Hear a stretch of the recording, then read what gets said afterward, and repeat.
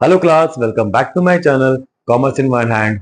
जैसा कि हमने माइक्रो इकोनॉमिक्स का चैप्टर डिमांड की वेरियस टॉपिक कवर करा दिए थे, जैसे कि डिमांड क्या होता है, कौन कौन से फैक्टर उसको अफेक्ट करते हैं, एक्सेप्शंस कौन कौन से होते हैं।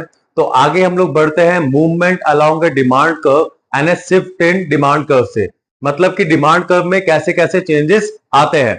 ओके, तो पहला क्या है आपका movement along the demand curve. Movement along demand curve.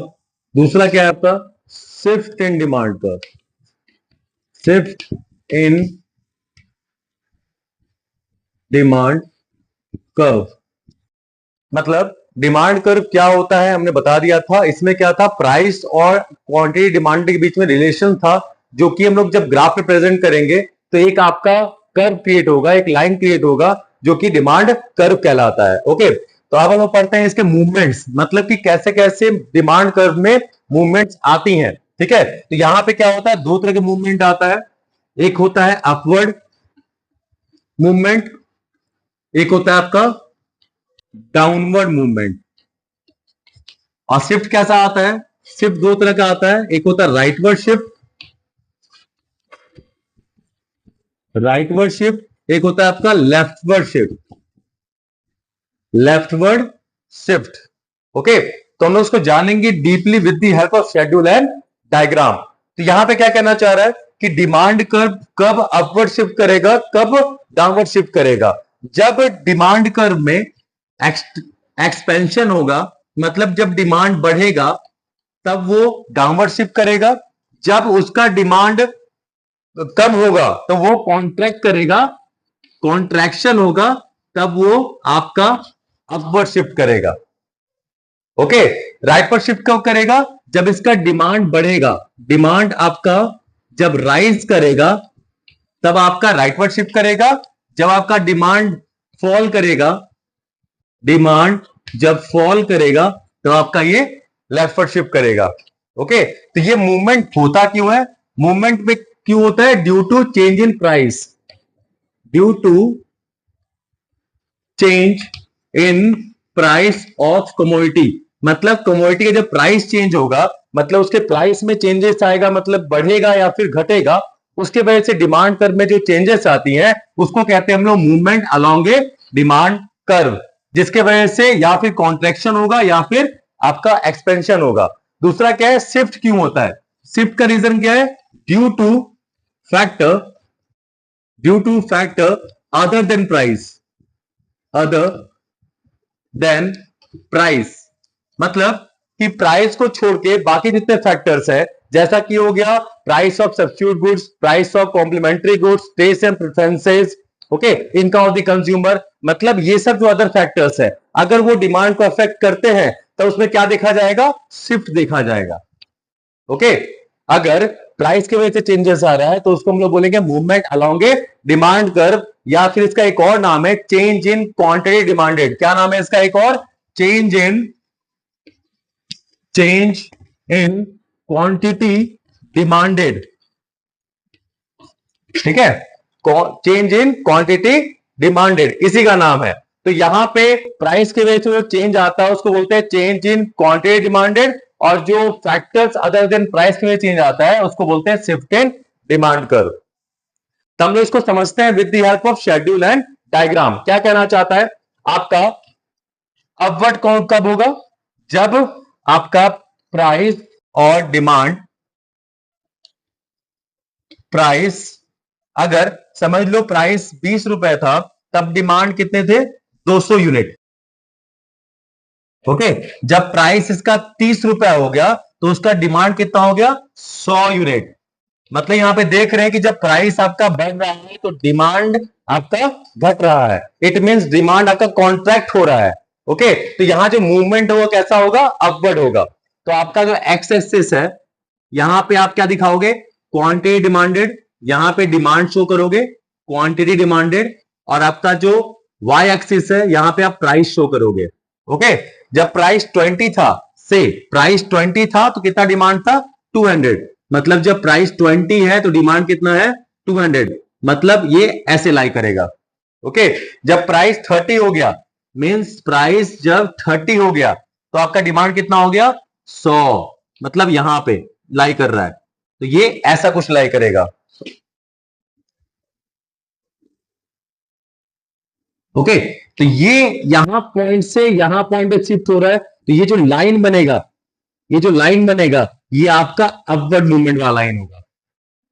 Okay, यहां पे जब दो पॉइंट के बीच में जो लाइन बनेगा आपका, वो एक डिमांड कर्व कहलाएगा, जो कि अपवर्ड शिफ्ट दिखाएगा आपको, मतलब कि वो ऊपर की तरफ मूवमेंट कर रहा है। ओके, नेक्स्ट क्या है आपका? एक्सपेंशन या फिर डाउनवर्ड मूवमेंट। ये कैसे होगा?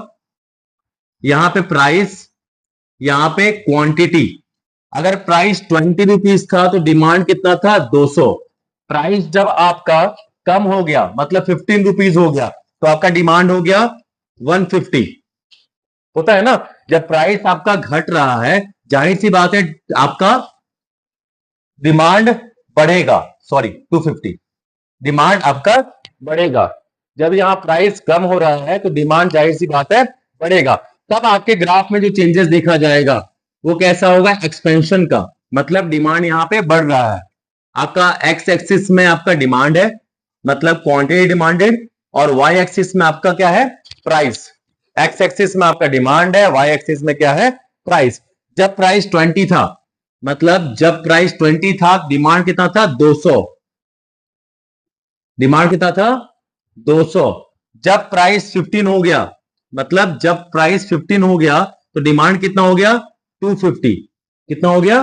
250, मतलब डिमांड बढ़ गया प्राइस कम होने से।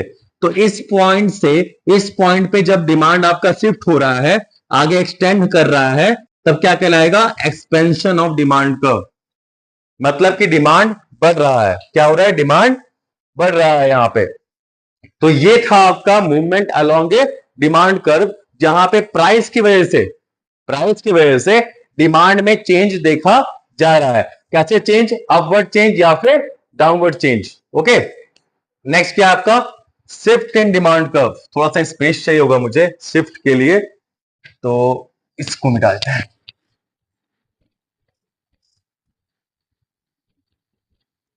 ओके, तो आप क्या है, शिफ्ट में दो आ रहा है, एक राइटवर्ड शिफ्ट आ रहा है,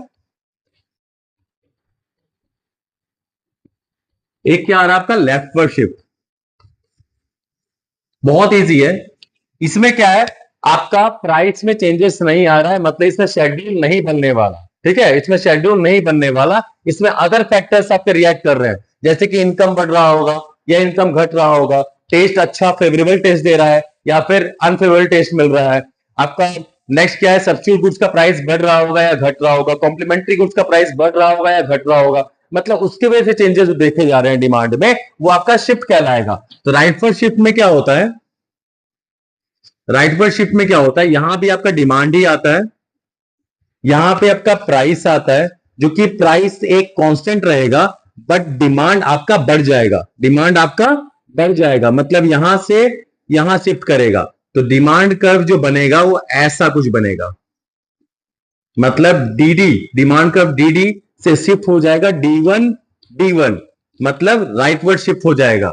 मतलब यहां पे इंक्रीज इन डिमांड, क्या बोलेंगे? Increase in demand due to other factor other than price.